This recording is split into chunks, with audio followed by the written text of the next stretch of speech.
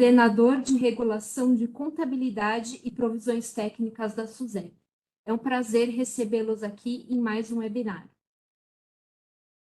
Olá, pessoal, muito bom estar aqui com vocês mais uma vez, nessa atividade que está alinhada à bandeira da auditoria independente, né? Atividade baseada no desenvolvimento continuado, né? Nós sabemos que a profissão requer, né, essas atualizações constantes, tudo é muito dinâmico, então prazer estar aqui com vocês. Esse programa ele fica gravado, então desde já agradecer ao público que está aqui em ótimo número com a gente, mas também avisar que quem não conseguir acompanhar ou quiser rever, ele vai ficar gravado no portal do Ibracon, www.ibracon.com.br. E pedir também a participação de vocês para enviarem as perguntas, fundamental aqui para o nosso bate-papo. Então tem o chat ali, o nosso bate-papo, mandem as perguntas de vocês no decorrer do programa, porque temos ali mais para o final uma fase específica para a gente tratar desses assuntos. Então, Ana já fez as apresentações, é um prazer receber vocês aqui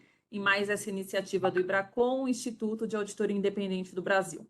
Vou passar a palavra para o nosso gerente técnico, Amed. Amed, boa tarde, com você.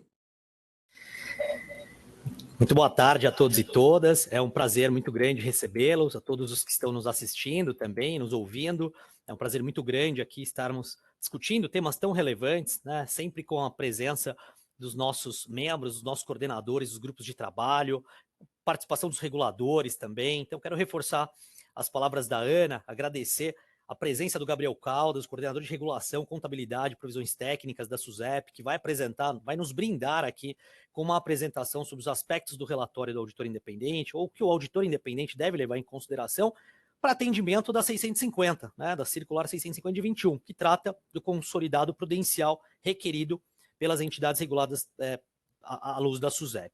Agradecer também imensamente a coordenadora do nosso GT de Seguros, a Érica Ramos, que tem tido um trabalho muito grande nos últimos meses. Eu tenho acompanhado de perto a sua interação, não só com os membros, mas também com o regulador, para poder prover, né, ao Instituto matéria-prima essa que se transforma e se transformará logo nos próximos dias num comunicado técnico.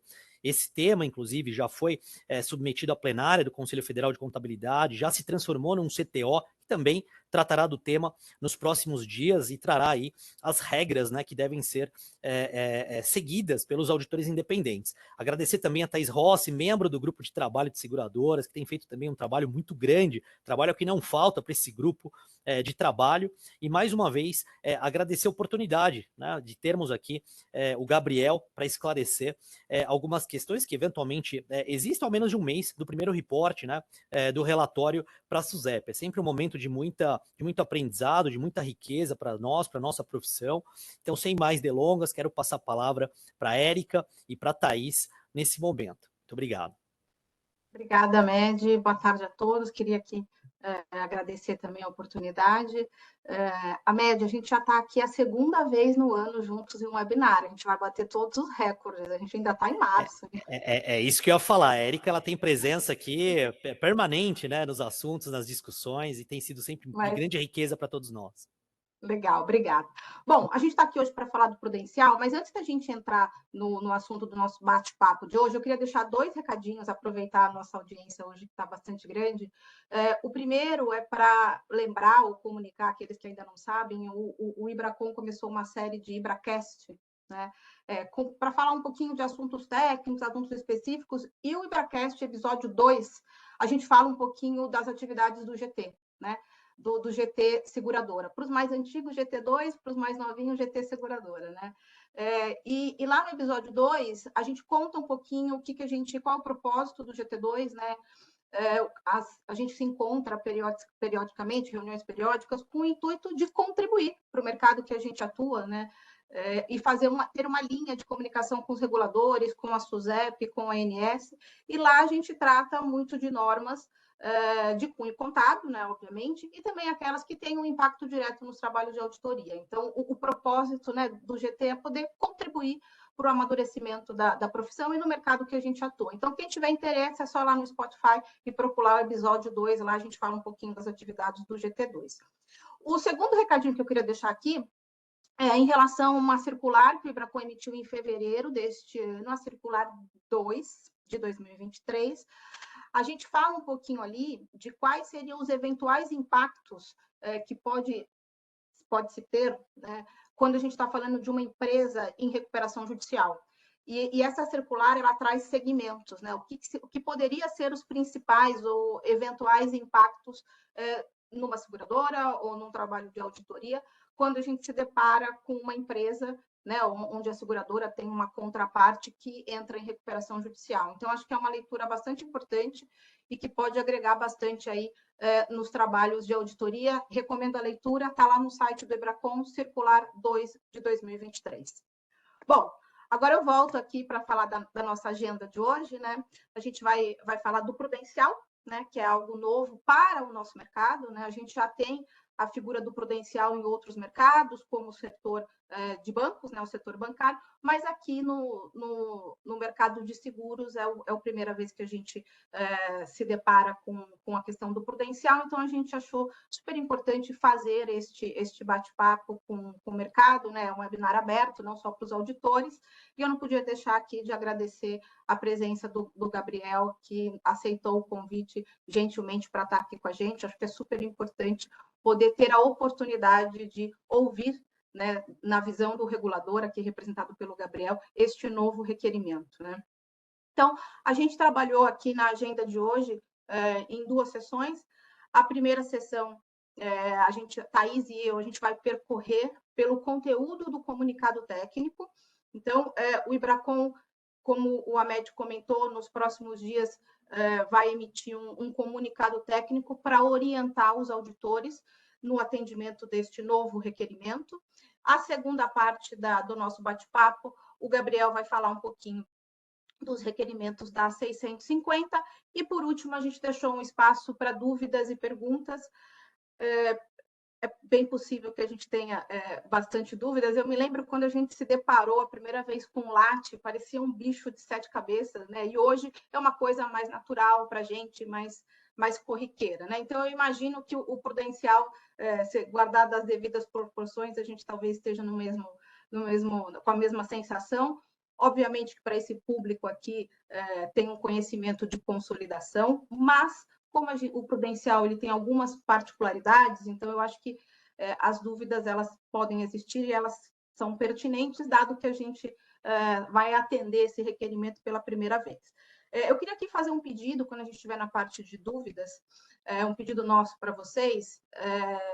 Na verdade, são 2 pedidos. O primeiro se tiver alguma dúvida muito específica, né, de uma seguradora, muito direcionada, o nosso pedido é para que vocês façam essa dúvida diretamente no canal que vocês já têm com a SUSEP, né? A ideia aqui é tratar dúvidas que sejam mais gerais, né, de cunho geral. Então, a depender da quantidade de perguntas que chegar, se for uma quantidade muito grande, a gente vai direcionar, até em prol do tempo, para aquelas perguntas que possa atender a maior parte aqui da audiência, perguntas muito específicas. O nosso pedido é que vocês usem o canal direto que você já tem aí de comunicação com a SUSEP. Então,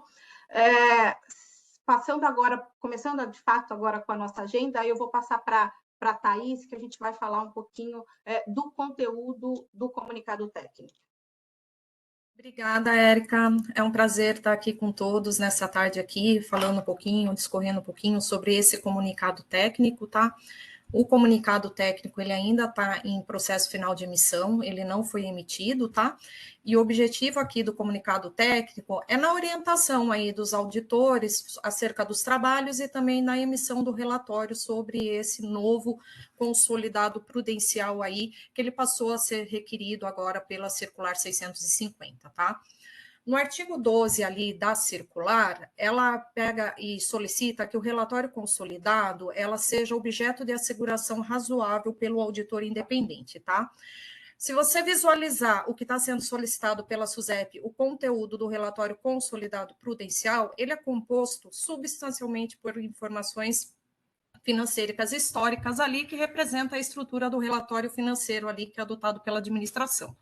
Então, por conta disso, o relatório a ser emitido pelo auditor, ele seguirá a NBCTA 800, que trata de considerações especiais, auditoria de demonstrações contábeis elaboradas de acordo com estruturas conceituais de contabilidade para propósitos especiais.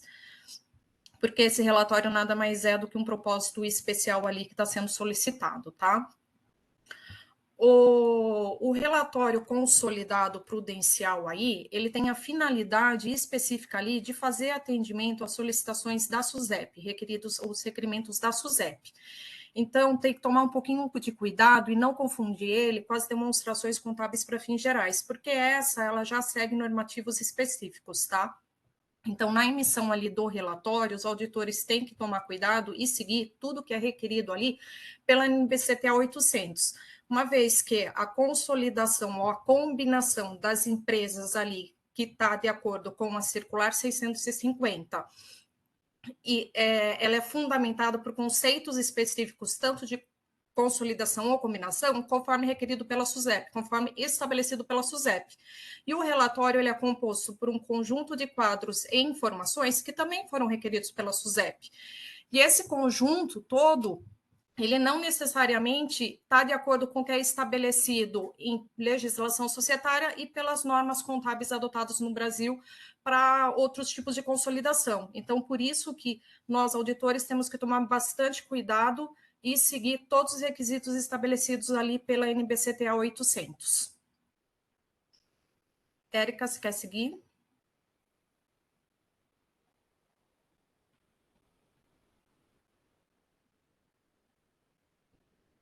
Érica, para mim você está no mudo.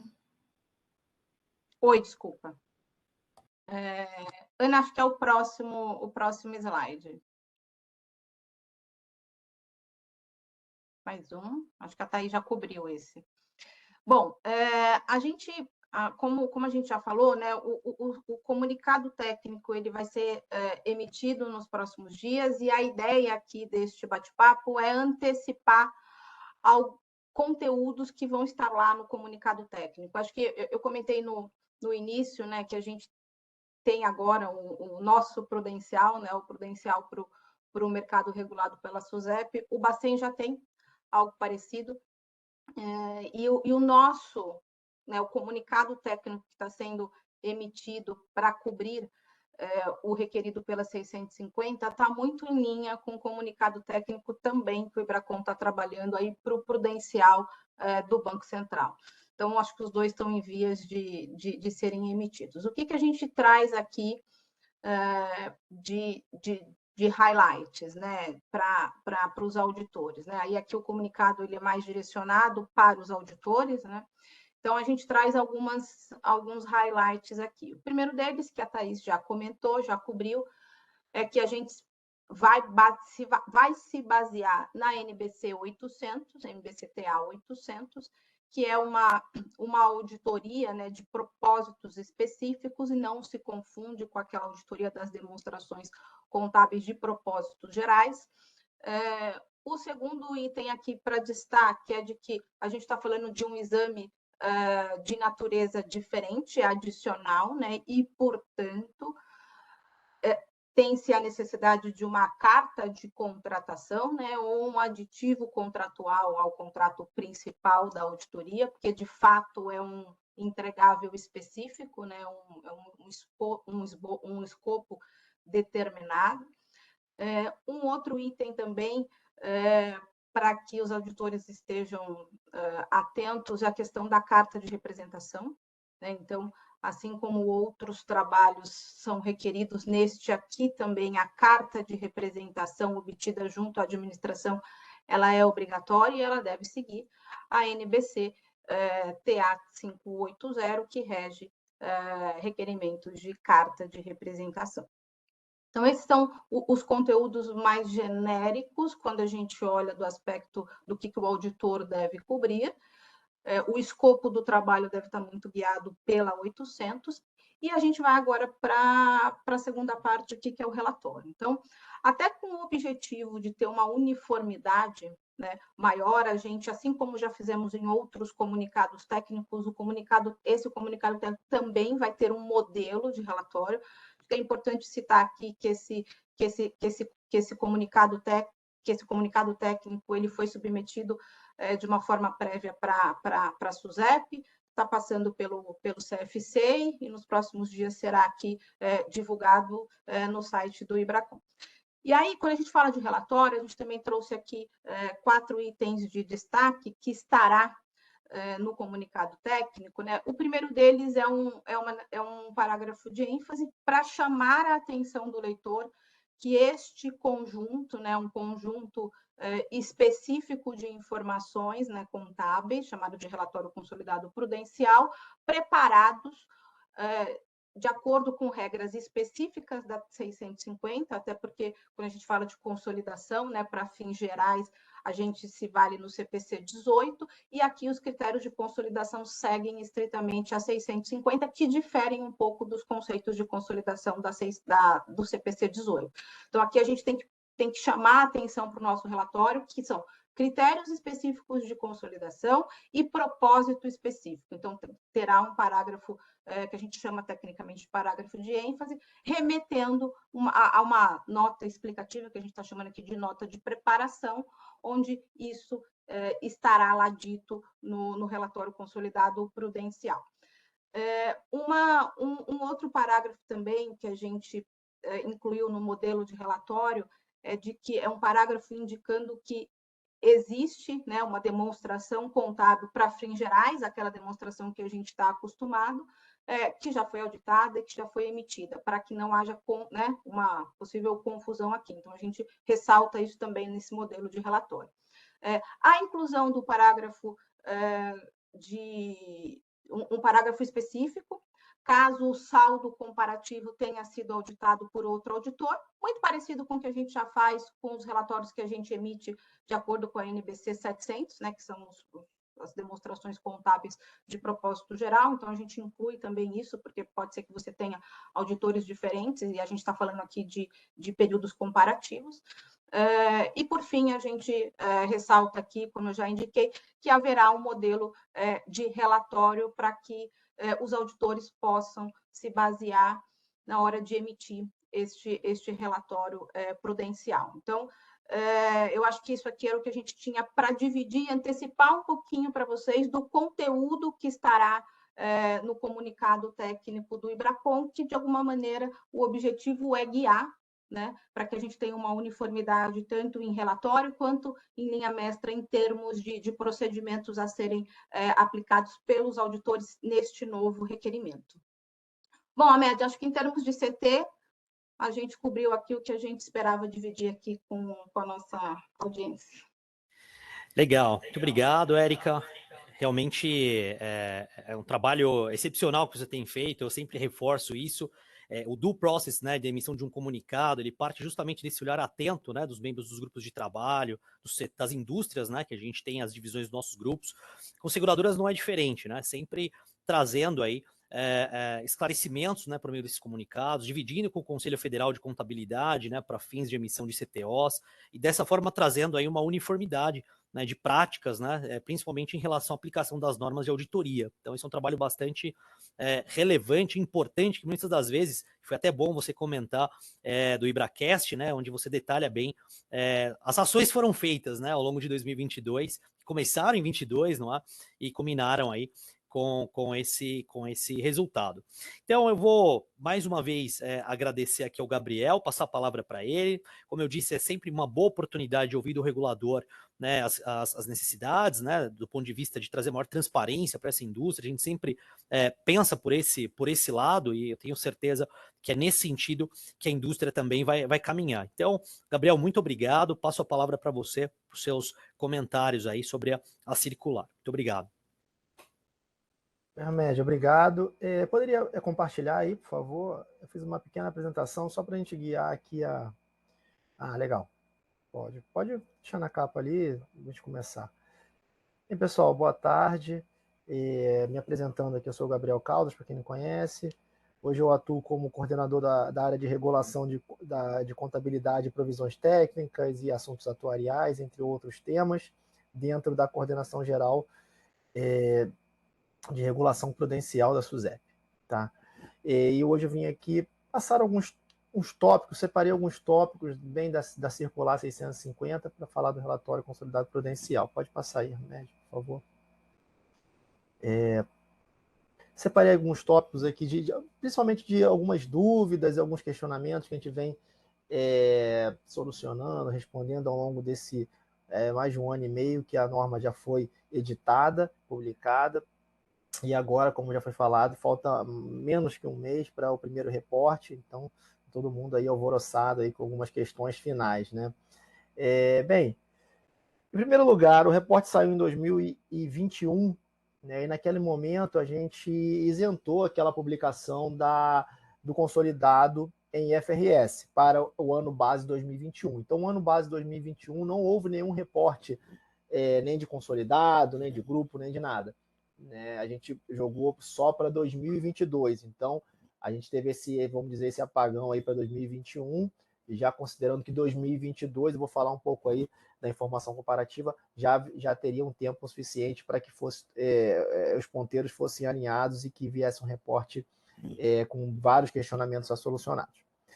E início, nós pensamos no grupo prudencial que consta da resolução 388 de 2020, aquela que tratou da segmentação, a segmentação para fins de proporcionalidade regulatória. E lá houve uma das primeiras definições de grupo prudencial. Então a gente pegou carona naquele conceito, tá? E aí para o nosso reporte, para o nosso relatório prudencial, nós fomos afinando algumas coisas, como criamos a figura do líder do grupo prudencial. Quem é a empresa, né, a supervisionada, obrigada a elaborar e a enviar para a SUSEP. É aquela que tem o maior controle dentro do grupo prudencial, mas tem o maior controle, no caso de não haver participações societárias entre as empresas, seria aquela com maior patrimônio líquido. Então, essa empresa vai ficar responsável por elaborar e enviar para a SUSEP esse relatório consolidado. A primeira database de reporte, 31 de dezembro de 2022, tá? E o envio até 15 de abril. O primeiro envio vai ser no mês que vem, 15 de abril. Algumas isenções que a norma trouxe para as supervisionadas do segmento S4, né? Eu comentei aí da 388, o segmento que é com menor risco, com empresas mais simples. Quando houver o controle conjunto, também não há a necessidade de se preparar esse relatório. E também quando não se possuir um controle acionário direto ou indireto dentro do país, né? Uma empresa ela tem ali uma ligação, mas essa ligação está fora do país, né? E também quando não tiver transações, né, de qualquer natureza, comerciais, de seguro, seja o que for, entre as supervisionadas do grupo prudencial. Então, há algumas isenções. Esse foi um refinamento que nós fizemos em relação ao 388, porque é uma dificuldade operacional mesmo das empresas de fazer um consolidado quando se há essa questão aí, por exemplo, do controle acionário fora do país. Então, essa isenção. Pode passar aí, por favor, Médio. Alguns tópicos que eu trouxe aqui. O padrão contábil, ele migrando um pouco, né, esqueceu lá aquela demonstração em IFRS e passou para a demonstração no padrão SUSEP GAP, que é o termo que a gente usualmente fala no mercado, que é o padrão regulatório da SUSEP, que basicamente são os CPCs referendados pela SUSEP, e também algumas restrições que hoje em dia são mínimas. Nós estamos avançando cada vez mais para que sejam divergências entre o CPC e o padrão regulatório SUSEP cada vez menor. Né? Então, é o padrão SUSEP GAP agora. Os procedimentos de consolidação são os procedimentos de consolidação contábil comuns, com as eliminações dos saldos intercompanhia, entre outros, não tem muito mistério, os procedimentos são padrão. E aí eu vim falar aqui da comparabilidade. Deve haver a comparabilidade, sim, entre exercícios. Então, já a demonstração de dezembro de 22 tem que haver a comparabilidade de dezembro de 21. Nós, justamente, na época, nós fizemos consulta pública, conversamos muito com o mercado, com auditores, e nós demos um período grande aí de interstício entre a publicação da norma e o primeiro reporte para que isso tudo fosse solucionado. Então, Essa é uma obrigatoriedade da norma. O último tópico desse slide é da asseguração pelo auditor independente. Por que nós colocamos o nome asseguração ao invés de auditoria? A auditoria, quando você fala em auditoria contábil, você tem um conjunto de regramentos específico da auditoria contábil. É aquele conjunto de regramentos que é utilizado para a auditoria das informações individuais, das demonstrações individuais. Quando nós migramos para a asseguração, e vamos ver no próximo slide, a gente vai ver que tem umas diferenças. E como a Érica e a Thaís comentaram, o regramento específico é o NBCTA 800, que trata das informações financeiras de propósito específico. Então, é um regramento diferente, né? Não é a auditoria contábil propriamente dita, porque vai ter que ser toda regulamentada de uma forma diferente, tá bom? Por isso nós usamos aí esse conceito de asseguração. Pode passar mais uma, Remédio, por favor? E, por fim, eu queria comentar aqui sobre o que deve conter esse relatório, né? A 650 ela é bem objetiva, ela define ali, não exige nada mais do que está aqui nesse e no próximo slide, que deve conter no relatório. Balanço patrimonial, DRE e DRA para as demonstrações. São apenas essas demonstrações, tá bom? Eu quero colocar uma outra demonstração, não é exigido, tá bom? Não é exigido. Nós chamamos de informações, nós não chamamos de notas explicativas, para também que não confundam os conceitos, né? Notas explicativas estão lá nos CPCs, está na 648, tem um artigo específico na 648 para as demonstrações individuais, e aqui, para o relatório prudencial, as informações são apenas essas constantes desse rol que está aqui no slide e estão lá na 650. Como? A composição daquele grupo prudencial que está reportando, com os percentuais de participação, a relação de supervisionadas que compõem o grupo prudencial, mas que não foram consolidadas, e qual é a justificativa para isso, né? O detalhamento das transações entre as partes relacionadas, que não estão sujeitas à consolidação. Tem um tópico aqui interessante, que é a questão do patrimônio líquido ajustado e dos capitais de base, capitais base, capitais de risco. Tiveram vários questionamentos sobre esses tópicos, e eu queria tentar esclarecer ao máximo aqui, principalmente esses pontos. Patrimônio líquido ajustado consolidado, né, eu não vejo tanto problema assim, mas é um patrimônio normal, líquido consolidado, né? Quando você olha para os ajustes contábeis, a gente não tem muita dificuldade, porque é uma consolidação normal. Quando você olha para os ajustes econômicos, pode haver uma dificuldade extra, porque existem ali saldos que estão fora do balanço, alguns fluxos que não constam do balanço contábil. Então, esse vai ser um primeiro exercício que nós vamos fazer, né? Às vezes, por exemplo, uma dificuldade entre fluxos de seguradora com ressegurador, isso vai ser uma primeira dificuldade. Nós, nesse primeiro reporte, né, vamos estar verificando como vai vir, e, mais uma vez, não há hoje um regramento específico para isso, né? E então não haverá uma punição se uma empresa fizer de um jeito e outra de outro, porque não há um regramento específico e nem há uma infração. Então, nós estamos aqui para testar também como vai se comportar esse reporte para aprimoramentos futuros. Soma dos capitais base individuais, a simples soma, e o valor do capital de risco consolidado, explicitando as parcelas. Mais uma vez, não há também um regramento específico para capital de risco consolidado. Mas você olhando para PLA consolidado e capital de risco consolidado, a gente espera que sejam utilizadas as boas práticas, né? É uma soma simples? Creio eu que não é uma soma simples, porque uma consolidação não é uma soma simples, né? Existem inter-relações, como a questão do capital, tem um benefício da diversificação, que ele pode variar quando se juntam os capitais. Então, a gente, nesse primeiro momento, nesse primeiro reporte, nós queremos verificar como foi feito esse exercício, tá? Não há um regramento hoje vigente em que algo exija uma ação do supervisor quando houver uma insuficiência de capital consolidada, não existe isso. Então, nesse primeiro momento, a gente quer ver o exercício dos elaboradores, dos auditores, e vamos analisar. Eu acho importante, num segundo momento, né, já para o ano que vem ou para os próximos anos, a SUSEP, em conjunto com o mercado, discutir algumas orientações para constar do manual de contabilidade, para detalhar mais ainda as possíveis dúvidas que foram enfrentadas nesse primeiro reporte. E hoje vocês veem o capital do Banco Central, as regras de capital do Banco Central, elas são em cima do conglomerado, né? Nós vamos migrar para isso? Não sei. A gente tem que fazer esse exercício primeiro, ver, enfrentar as dificuldades para ver para onde a gente vai caminhar, tá bom?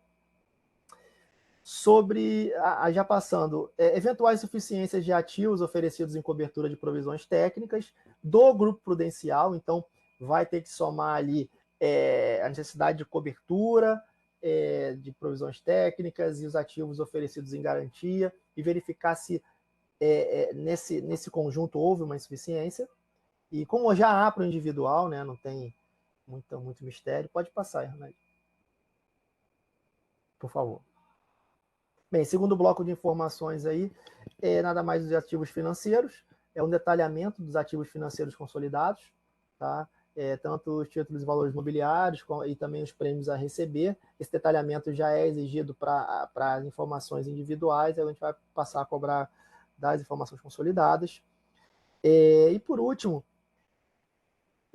a gente pediu que fosse informada alguns eventos relevantes ocorridos no exercício que possam que afetaram ou possam afetar a posição patrimonial e o resultado do grupo prudencial, né? Essa informação ela é sempre, eu vejo ela como muito importante quando ela é divulgada nas notas explicativas, mas nesse caso aqui tem que haver um cuidado especial, porque um evento que cause um impacto muito grande em uma empresa individual pode não causar um impacto financeiro na empresa quando ela está dentro do grupo. Então, deve-se divulgar aqui algum evento que aconteceu dentro de uma empresa individual, né, na esfera da empresa individual, que quando ela faz a consolidação pode afetar a posição financeira do grupo. Tem que prestar atenção nisso. Não é afetar a empresa individualmente, mas sim ao grupo, tá?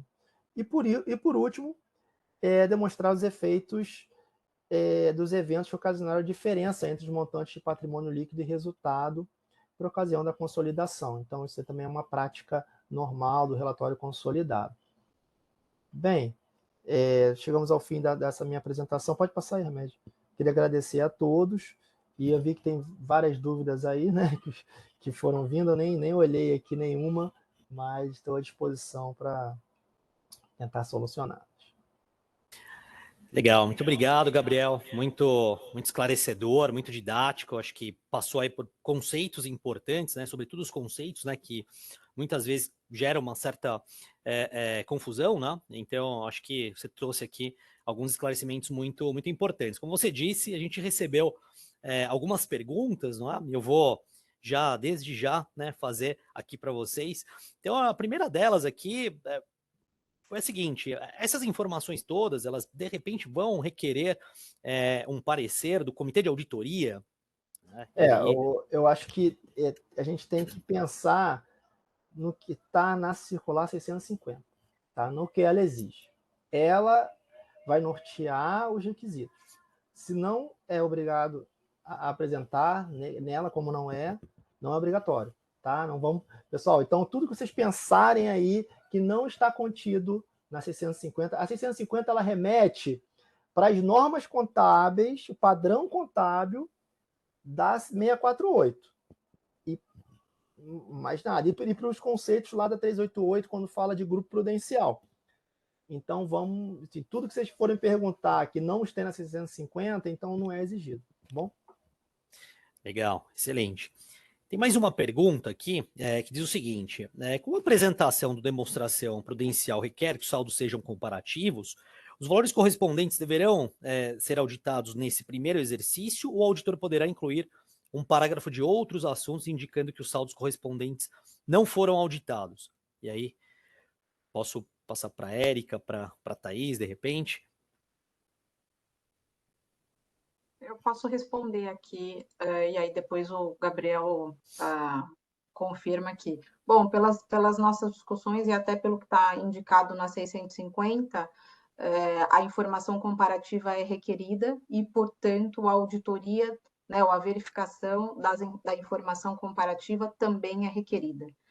Então, se faz necessário que o auditor audite, né, tanto o saldo corrente, 22, quanto o saldo comparativo de 21. Gabriel, fica à vontade se você quiser complementar. Esse foi um ponto de questionamento. Como está na 650, deve haver a comparabilidade e deve haver a seguração. Tá? E a gente espera que a seguração seja um dos dois exercícios, porque também nós não tivemos lá em 2021 nenhum tipo de reporte, nem em FRS, nem em relatório prudencial consolidado. Então, isso já é um ponto que nós já conversamos e não tem como voltar atrás. Né? Aí uns falam, mas no Banco Central criou-se uma isenção, mas aqui a gente não criou uma isenção. Né? A gente também não isentou lá daquele reporte. Os custos eram os mesmos? Creio que não, porque aquele reporte em FRS ele estava numa esteira já de produção há anos. Né? Quando você cria um novo reporte, inicia uma esteira de produção, é um custo um pouco diferente, mas isso já foi discutido em consulta pública e em outros fóruns. Muito bom. Temos mais uma pergunta aqui. Pode ser que as companhias sujeitas à consolidação prudencial tenham metodologias diferentes, como, por exemplo, PVR, IBNR, PSL, entre outros. Neste caso, divulga-se na nota de prática contábil a metodologia adotada em cada companhia?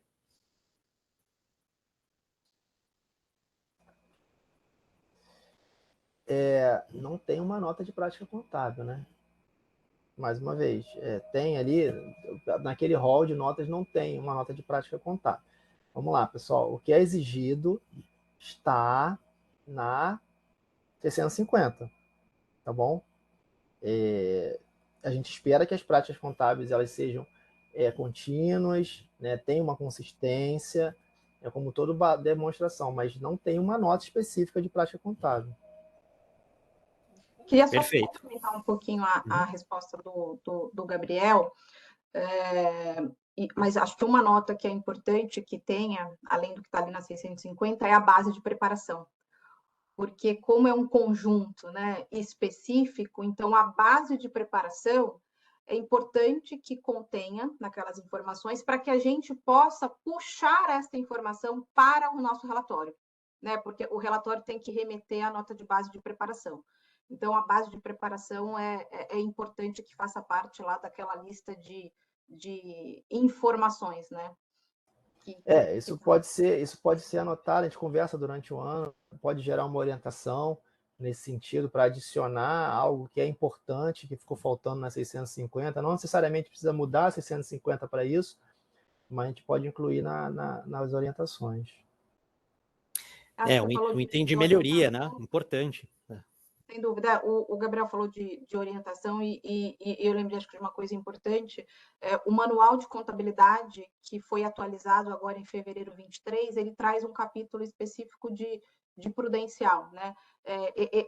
Ele dá alguns exemplos ali, quem consolida, quem não consolida, né?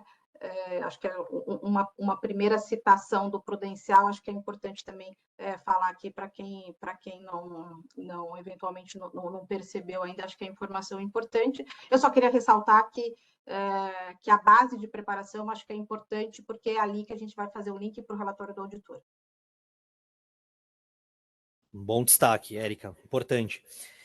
Tem mais uma pergunta, essa foi direcionada ao Gabriel, especificamente, né?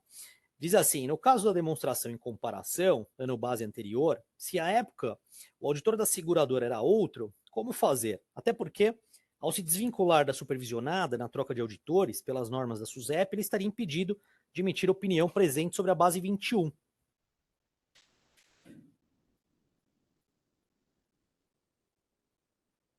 Aqui acho que vai ter casos e casos, Amed. Por isso que a gente está incluindo no nosso modelo de relatório do CT aquele parágrafo quando o saldo comparativo eventualmente é Exatamente. verificado ou auditado por outro auditor. Então, não vai ter uma resposta padrão para essa pergunta, mas pode sim, até por questões de independência ou outras questões do auditor anterior, pode ter casos em que haverá... Deve-se avaliar essa relação antes. Legal. Mais uma pergunta, hein? Poxa, rendeu muitas perguntas aqui relevantes, importantes, né? E o esclarecimento é ótimo de vocês. Diz o seguinte: portanto, se seguirmos a circular 650, artigo 4º, não será necessário incluir no envio do prudencial as políticas contábeis, estimativas e premissas contábeis, etc. O Gabriel explicou isso na fala dele, né? Mas ficou claro para que a gente se atente ao que está sendo requerido, né? Na 650 e eventuais melhorias poderiam Pessoal, ser... voltei aqui, caiu minha internet. Ótimo. Na hora que tinha uma pergunta aí. Eu estava dizendo, Gabriel, que essa pergunta se acabou esclarecendo ao longo da tua fala, mas eu vou refazê-la, né? Então, portanto, se seguirmos a circular 650, artigo 4º, não será necessário incluir no envio do prudencial as políticas contábeis, estimativas e premissas contábeis. Essa é a pergunta. E é o que você comentou, né? Se você fizer observância, não está lá, mas nada impede de numa discussão posterior, né? Incluir algum ponto de melhoria, de melhor transparência, até para a indústria como um todo, não é? Esse pessoal, como eu falei, esse é o primeiro reporte.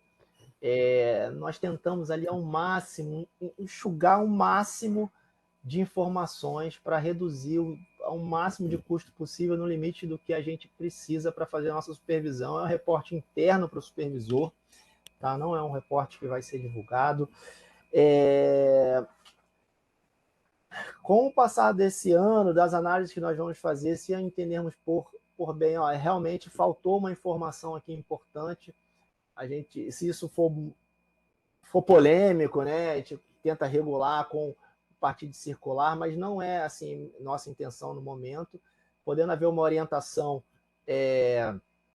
em manual, seria o melhor dos mundos, mas nesse primeiro momento é o que está ali, tá bom? De obrigatório que está ali. Como a Érica disse, melhores práticas devem ser sempre seguidas, né?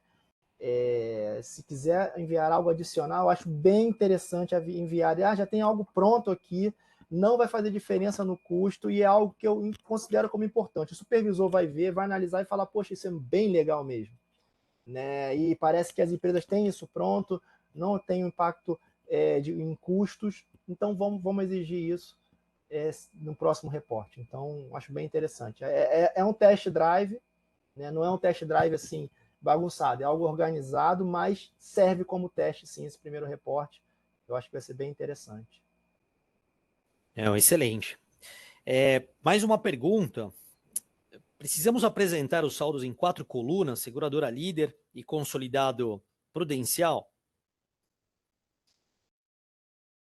Não, isso não é exigido, né? O saldo do consolidado só, prudencial e comparativo com o ano precedente. Não tem essa exigência. Legal, Gabriel. Mais uma. Tá rendendo bastante, hein? Quais seriam as informações importantes para a base de comparação? O que precisaria estar incluído? Essa eu não entendi. Informações importantes para base de comparação. Eu também não.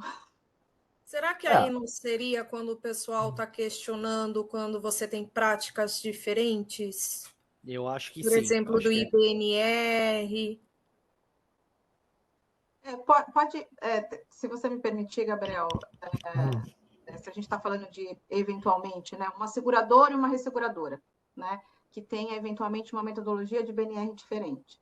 Na linha de boas práticas, né, a administração poderia incluir ali a metodologia, né, a indicação da metodologia de forma resumida, como já é na demonstração financeira de cunho geral, né, a metodologia na resseguradora e na resseguradora, né, porque a gente vai passar a ter consolidado com ressegurador e resseguradora, mesmo societariamente irmãs, né? Eu acho que isso vai ser mais comum do que no passado, pensando na consolidação à luz do CPC 18. Então, acho que pode acontecer, e acho que, de novo, né, o que você falou, Gabriel, é o primeiro, e nesses casos, eu acho que uma análise de boas práticas, eu acho que é bem-vinda. Né? Eu reflito, Érica, assim, é o caso que você falou, né? Tem uma seguradora, um ressegurador, eles têm metodologias, práticas diferentes, mas eles se conectam em algum lugar eles têm que fazer o reporte. Nesse lugar que eles têm que fazer o reporte, eles têm que alinhar as práticas, né? Se pode ser então, em algum momento, eles vão ter que fazer as duas práticas alinhadas para atender um outro regulador, para atender um outro tipo de reporte. Então, eu não vejo algo assim que eu vou obrigar ele a alinhar as práticas, porque a gente está falando de grupo prudencial, as empresas, em sua grande maioria, elas se conectam ou dentro da nossa esfera de supervisão ou fora da nossa esfera de supervisão, né, da SUSEP que eu estou falando. Enfim, em algum momento elas vão ter que alinhar as práticas e fazer um outro reporte.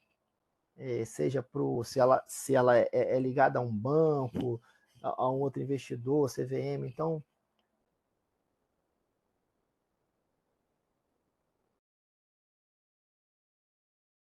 Acho que deu uma travada Mas acho que você pode seguir. no Gabriel, não tem problema. Acho que voltou. Não é essa, né?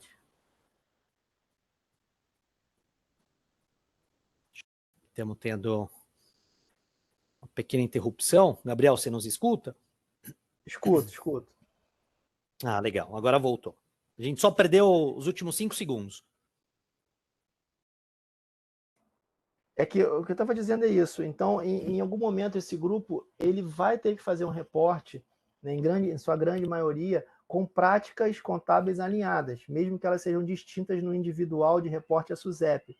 Então, basta ele procurar aquele saldo, né, de práticas alinhadas. A gente não vai fazer o batimento, né, do individual que é recebido pela SUSEP nesse primeiro momento, com o relatório prudencial. E se houver um dia o batimento, a gente vai perguntar a justificativa. Qual é a justificativa para o saldo ser diferente? Não sei se eu fui bem claro, né? Você tem uma seguradora com práticas diferentes da resseguradora. As duas reportam no individual, na SUSEP. Quando você faz o consolidado, os montantes são diferentes. Em algum momento a gente pode questionar. E o questionamento vai ser por conta do alinhamento de práticas. Né?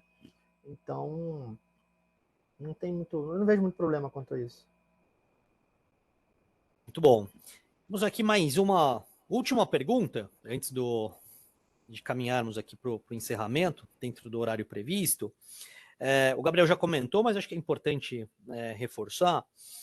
Essas demonstrações financeiras serão publicadas no site da SUSEP?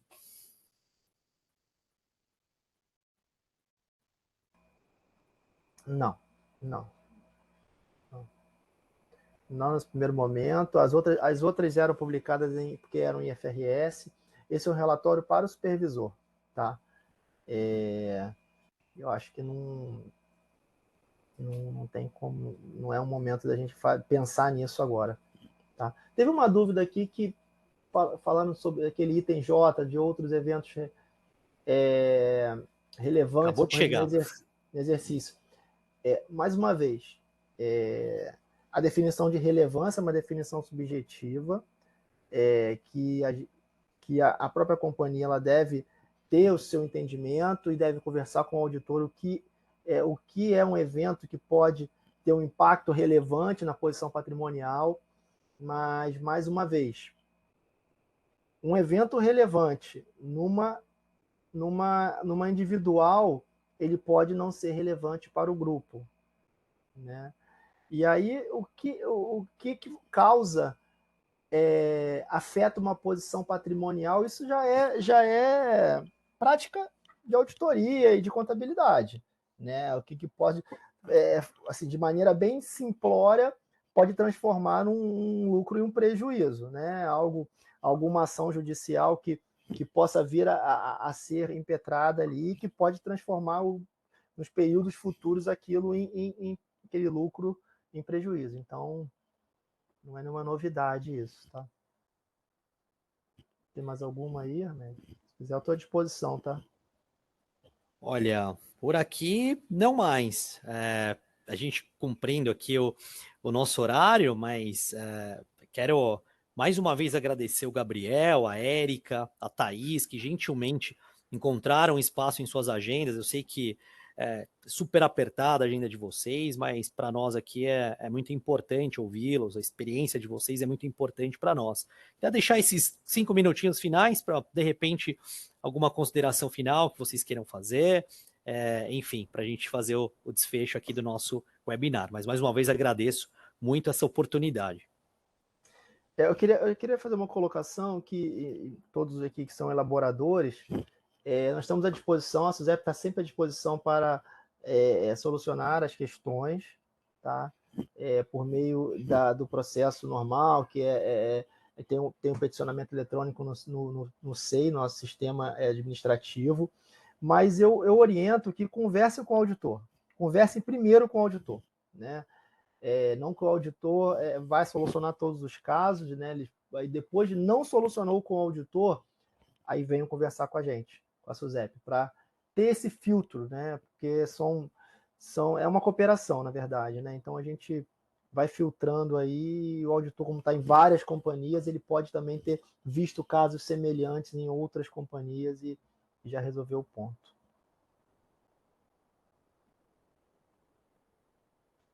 Érica, Thaís? Então, acho que do meu lado, acho que era isso. Acho que o objetivo foi dividir um pouquinho, né? Acho que várias foram as dúvidas que se repetiram, então eu acho que e muitas das dúvidas a gente conseguiu esclarecer nesse bate-papo aqui. Como é a primeira vez, né? Então acho que muitas das dúvidas até nós auditores tínhamos, e o Gabriel acho que esclareceu. Então acho que foi bastante útil esse bate-papo e essa iniciativa do Ibracon, e a SUSEP aceitando o convite do Ibracon. Então, acho que missão cumprida. Eu falo aqui das minhas palavras mesmas da Érica, tá? Estou muito feliz aqui do convite, de ter participado hoje, principalmente aí com a presença do Gabriel, esclarecendo várias dúvidas aqui que nós também tínhamos aqui. Muito bom, então nos encaminhamos aqui para a reta final, né, do nosso programa no horário previsto. Agradecer a todos que ficaram conosco aqui até esse momento, mandando uma série de perguntas, muito bacana ver a interação do público. Como eu disse lá no começo, para quem entrou no decorrer do programa, o webinar ele fica gravado, tá, no site do Ibracon, www.ibracon.com.br. Então, quem quiser rever, né, indicar para outras pessoas, também fica lá o material à disposição. Agradecer os comentários aqui, o pessoal agradecendo, elogiando. Muito obrigada para vocês, né, que o Ibracon sempre proporciona momentos como esse de troca de conhecimento, né, fundamentais para o exercício da profissão. E é isso, só fazer rapidamente aqui um lembrete da nossa conferência anual, né? Tá chegando aí, o Ibracon anualmente tem o maior evento voltado para auditoria independente, né, no Brasil, então dia 27 e 28 de junho, né, no Teatro Claro, aqui em São Paulo, mas também em formato híbrido. A Ana vai colocar aí no chat também para vocês terem mais informações e a gente se encontrar por lá também. Então, é isso, gente. Muitíssimo obrigado a todos e todas e que a gente se encontre em breve. Fiquem bem e uma boa tarde. Tchau, tchau. Boa tarde a todos. Tchau.